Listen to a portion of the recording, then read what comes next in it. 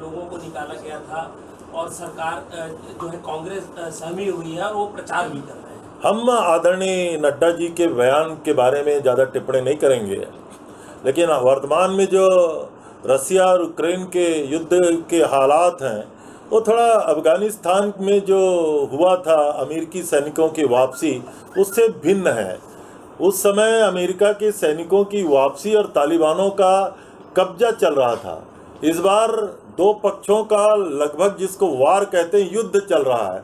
आदरणीय मुख्यमंत्री जी लगातार छत्तीसगढ़ के जो बच्चे हैं उनके पालक हैं उनसे संपर्क में हैं।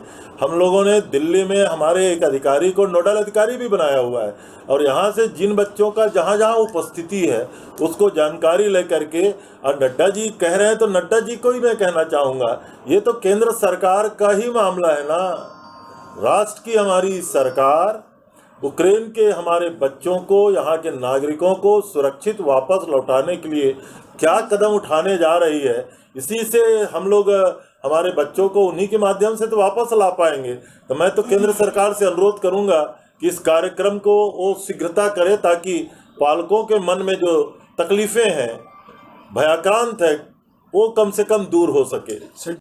लीगल ओपिनियन की बात आप लोग कर रहे हैं, ये कब तक होगा, क्या लगता है कब तक? मैंने बहुत स्पष्ट रूप से कहा है, मंत्रिमंडलीय उप समिति के बैठक के बाद जिन 6 बिंदुओं में किसानों के साथ सहमति बनी थी उन सभी बिंदुओं के निर्णायक क्रियान्वयन के लिए शासन के स्तर पर आदेश जारी किए जा चुके हैं। 2 उनकी बिंदु शेष है, पहला 4 गुना मुआवजा और दूसरा सहमति के साथ जिन लोगों ने अपनी ज़मीनें दी थी और उसमें 2,75,000 रुपये की राशि प्राप्त अतिरिक्त रूप से किया गया था, उनको भी भूमि का अन्य स्थान में जो प्लाट की उनकी मांग है। ये दोनों बातें हैं तो इसकी लोगों लीगल ओपिनियन के बारे में हमने उनसे वक्त लिया है और तब भी मैंने कहा था, आज भी मैं कह रहा हूँ, हमारे किसान साथियों का सम्मान करते हुए कि 6 मांगों को सरकार ने मान लिया है। अपना आंदोलन वो स्थगित करें और चर्चा के टेबल में वो कभी भी आए, हम उनका स्वागत करेंगे। कल उन्होंने एक बयान दिया है जिसमें उन्होंने कहा है कि कांग्रेस फाइट में नहीं है, तीसरे और चौथे नंबर की फाइट में है और मुख्य मुकाबला एसपी और बीजेपी के बीच में है। आदरणीय महाराज साहब श्री टी.एस. सिंहदेव जी को हाईकमांड ने उत्तराखंड की जिम्मेदारी दी थी। उत्तराखंड के बारे में महाराज साहब ने कहा कि हम वहाँ सरकार बनाने जा रहे हैं। अब ये लगभग सच्चाई के एकदम करीब है कि हम उत्तराखंड सहित अन्य राज्यों में सरकार बनाने जा रहे हैं। पंजाब, गोवा में भी कांग्रेस की सरकार बनेगी। गोवा में तो पिछले बार भारतीय जनता पार्टी से दुगना और 2.5 गुना सीटें कांग्रेस को मिली थी, लेकिन अमित शाह जी जिस तरीके से लोकतंत्र का खेल खेलते हैं वहाँ भारतीय जनता पार्टी की सरकार बन गई थी। जहाँ तक उत्तर प्रदेश का मामला है, आदरणीय मुख्यमंत्री श्री भूपेश बघेल जी को उत्तर प्रदेश के चुनाव में स्टार कैंपेनर बनाया गया है और आदरणीय मुख्यमंत्री जी लगातार इस बात का प्रयास कर रहे हैं। प्रियंका जी के नेतृत्व में कांग्रेस वहां बहुत मेहनत कर रही है। मुख्यमंत्री जी का परिश्रम और प्रियंका जी की मेहनत और छत्तीसगढ़ के कांग्रेस संगठन और के सारे लोग उत्तर प्रदेश में लगे हुए हैं और मैं ये कह सकता हूं कि उत्तर प्रदेश के चुनाव में कांग्रेस की उपस्थिति है। वहाँ की सरकार कांग्रेस के समर्थन से ही बनेगी, ये अंतिम बात है। आदरणीय महाराज साहब ने किस परिप्रेक्ष्य में कहा कि हमारा कोई वहाँ स्थान काफ़ी पीछे है, मैं तो ये कह नहीं सकता, लेकिन जहाँ तक मीडिया में बातें आ रही हैं, जहाँ तक हमारे छत्तीसगढ़ के सारे कांग्रेस जन वहाँ मेहनत कर रहे हैं, आदरणीय मुख्यमंत्री जी स्वयं वहाँ खूब मेहनत कर रहे हैं। छत्तीसगढ़ की योजनाएं उत्तर प्रदेश के घोषणा पत्र में भारतीय जनता पार्टी लिख रही है। गोबर की खरीदी, गोधन न्याय योजना, गोठान की योजना, किसानों के संबंध में बिजली बिल के संदर्भ में हमारी जितनी योजनाएं हैं वो भारतीय जनता पार्टी उसको अपने घोषणा पत्र में शामिल की हुई है। इसका मतलब है उत्तर प्रदेश का चुनाव में गुजरात मॉडल लगभग खत्म हो गया है। उत्तर प्रदेश के चुनाव में छत्तीसगढ़ मॉडल लगभग चर्चा के केंद्र बिंदु में है और वहाँ सरकार जो बनने जा रही है उसमें कांग्रेस की पूरी भागीदारी रहेगी। ये संभावनाएं दूर से दिखाई दे रहा है। राज्यसभा सीटें 2 सीटें खाली हो रही हैं, तो स्थानीय लोगों की उम्मीदें भी बढ़ गई हैं, तो क्या स्थानीय लोगों को ही मौका मिलेगा या बाहर से कोई आएगा? आदरणीय मुख्यमंत्री जी के साथ हाई कमांड की चर्चा होगी, उसके बाद इस पे निर्णय लिया जाएगा। क्योंकि ये कांग्रेस के आला नेताओं के द्वारा निर्णय किए जाने वाले बिंदु हैं, इसलिए इसमें बहुत अधिक टिप्पणी नहीं करूंगा। और जहां तक महामहिम जी के द्वारा आपने कहा ना, स्थानीय कुलपति की नियुक्ति की जा चुकी है। आदरणीय महामहिम के लिए तो मैं और बधाई और धन्यवाद के शब्द कहूँगा। वो छत्तीसगढ़ी अस्मिता और कला में रम गई हैं, रच गई हैं, बस गई हैं। कल हमने राजिम में देखा, जैसा आदरणीय मुख्यमंत्री जी ने कुम्हारों का चाक मिट्टी चला करके दिखाया था, दिया बना करके, हमने मीडिया में देखा महामहिम जी ने भी राजिम मेला में इस तरीके से चाक, कुम्हारों के चाक से अपने आप को जोड़ने का प्रयास किया। आदिवासी संस्कृति में जो तुराही बजाने का जो कार्यक्रम होता है, महामहिम ने के हाथों में हमने उसको भी देखा। हमें तो अच्छा लगा कि आदरणीय महामहिम जी छत्तीसगढ़ की कला, संस्कृति और यहाँ के जो आचार विचार है उसमें लगातार रमते बसते जा रही हैं। बैन लगा हुआ है, कर्मचारी जो है इंतजार करें कि बैन लगे और हम। मुझे लगता है कि बैन के बारे में अभी निर्णय नहीं हुआ है, लेकिन 2 विभागों में, पुलिस डिपार्टमेंट और शिक्षा विभाग में तो सरकार ने आदेश जारी किया हुआ है कि ऑनलाइन एप्लीकेशन के बाद स्थानांतरण किए जाएंगे। और अन्य विभागों में भी जो बहुत अर्जेंसी होती है कर्मचारियों की, उसके संदर्भ में समन्वय में जाकर के निर्णय लिया जाता है। इसलिए कर्मचारियों में कोई रोष नहीं है, लेकिन बैन खुलने के बारे में मैं ऐसा उम्मीद करता हूं कि विधानसभा सत्र के बाद ही उम्मीद किया जाना चाहिए। किसानों भी रहेंगे उसमें, और संगठन चुनाव के लिए जो पदाधिकारी हैं वो भी रहेंगे। चंदन यादव जी भी आ रहे हैं, बड़ी बैठक है, क्या एजेंडा रहेगा? अब छत्तीसगढ़ में कांग्रेस की सदस्यता अभियान के संदर्भ में लगातार बैठकें हो रही हैं। आदरणीय डॉक्टर चंदन यादव जी कल आ रहे हैं।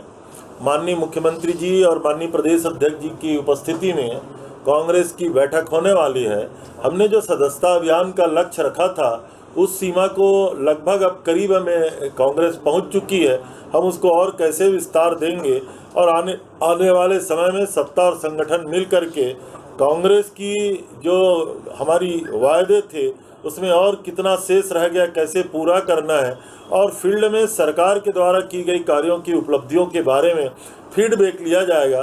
तो मैं समझता हूं कि ये, हालांकि संगठन का ये सतत बैठक है, लेकिन कांग्रेस के लिए अति महत्वपूर्ण बैठक कल होने वाला है। क्या इस तरह का माहौल है? हमें लगता है कि ये जो लगातार 3 दिन से अखबारों में, मीडिया में जो चर्चा चल रहा है कि कोई मंत्री नाराज है, मैं समझता हूं कि कोई भी मंत्री नाराज नहीं है।